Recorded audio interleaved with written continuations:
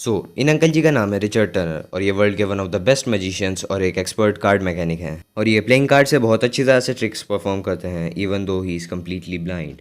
हाँ, ये देख नहीं सकते। अंधा क्या? एनीवेज एक दिन मैं यूट्यूब पर इन्हीं अंकल जी की वीडियो देख रहा था और इनकी वीडियो देखते वक्त मेरे दिमाग में आया क्यों ना मैं भी इनकी तरह कुछ कार्ड ट्रिक्स सीखूं।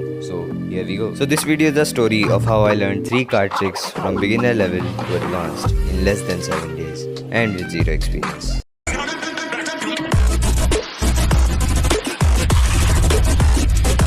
इन कार्ड ट्रिक्स को सीखने के लिए मेरा प्लान बड़ा सिंपल था। First of all doing a lot of research and then finally accomplishing my goal. Card tricks perform करने के लिए मोस्ट इंपॉर्टेंट चीज़ क्या रहती है? Obviously cards. कॉमन सेंस की बात है यार, सब लोग जानते होंगे, बट मैं नहीं जानता because I don't have common sense और इसी वजह से मैंने गूगल पर रिसर्च भी की थी। गूगल पर रिसर्च करने के बाद जब मुझे पता चला कि most important things are cards, मैं गया market to buy some cards और ये रही उनकी अनबॉक्सिंग। और जब मैं कार्ड्स की खुशी खुशी अनबॉक्सिंग कर रहा था मुझे तभी याद आया कि मेरे पास तो ऑलरेडी बहुत सारे कार्ड्स रखे हुए हैं, तो अब इन नए कार्ड्स का क्या करूं?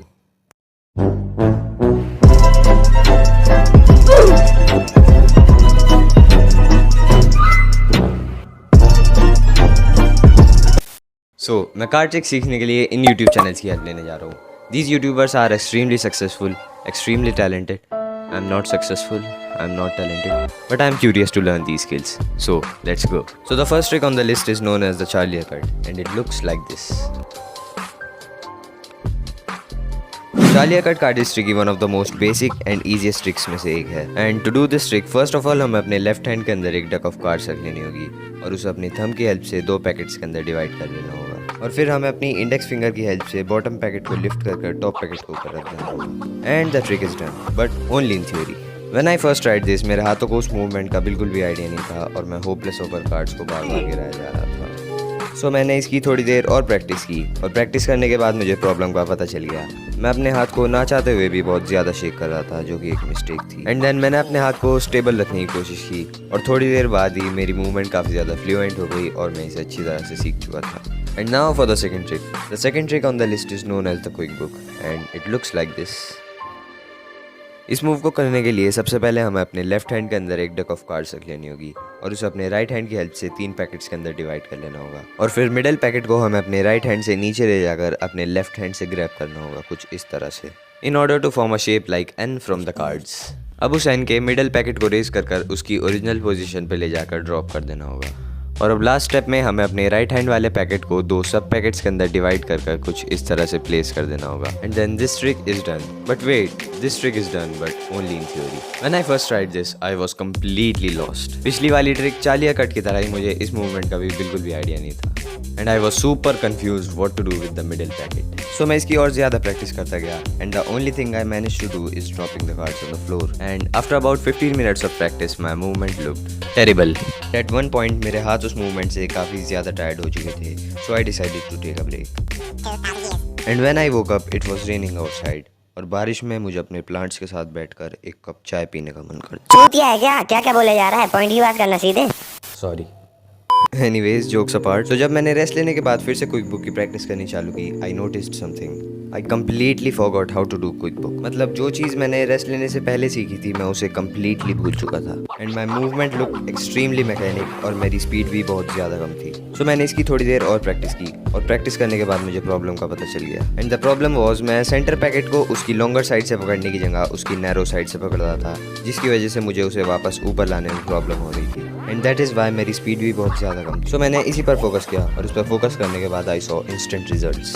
मैंने इस पर थोड़ी देर और प्रैक्टिस की और प्रैक्टिस करने के बाद मेरी मूवमेंट काफ़ी ज़्यादा फ्लुएंट हो गई और मैं इसे अच्छी तरह से सीख चुका था।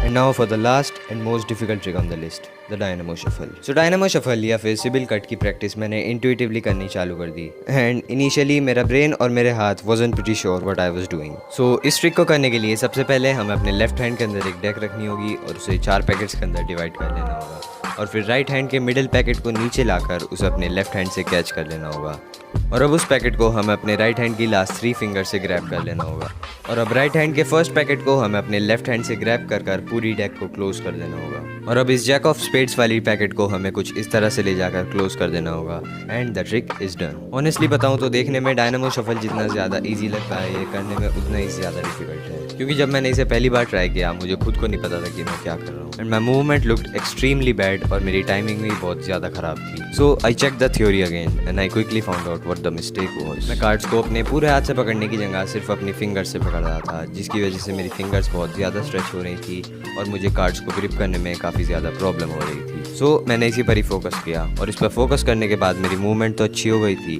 बट मुझे टाइमिंग पर अब भी कंसंट्रेट करना था और टाइमिंग इंप्रूव करने का बस एक ही तरीका है, वो है प्रैक्टिस। सो मैंने इसकी और ज़्यादा प्रैक्टिस की बट नो मैटर मैंने कितना भी हार्ड ट्राई किया मेरी मूवमेंट में कुछ ज़्यादा चेंजेस नहीं आ रहे थे और एक पॉइंट तो ऐसा भी आया when I felt like giving up. But for some reason जब मैं गिव अप करने ही वाला था I decided to push harder for the last time and finally this happened. Yes, finally. I was so happy at that moment.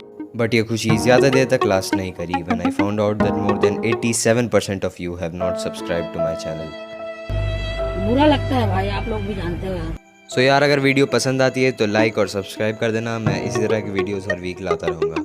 And now back to the video. So उस moment के बाद से मैं dynamo shuffle को बहुत easily बिना किसी problem के कर पा रहा था। This is just so easy.